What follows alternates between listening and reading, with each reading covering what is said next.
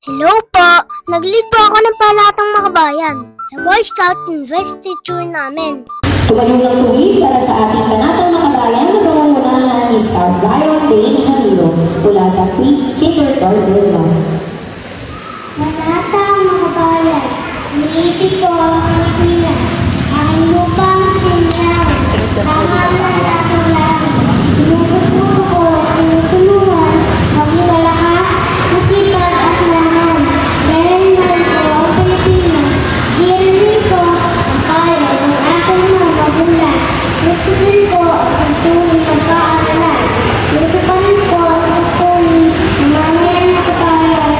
Pag-inig ko, nag-aaral, akalalan ng buong matapatan. Ninaanin ko ang aking buhay, pangarap at sikap sa bansang Pilipinas. Oh, ayos ba? Masama po talaga yung pakiramdam ko niyan. Pinilit ko lang po kasi gustong gusto ko mag-Boy Scout. At syempre, sayang ang ampaw ni Ninang. Naging prayer leader na po pala ako. At nag-lead na po ako ng national anthem.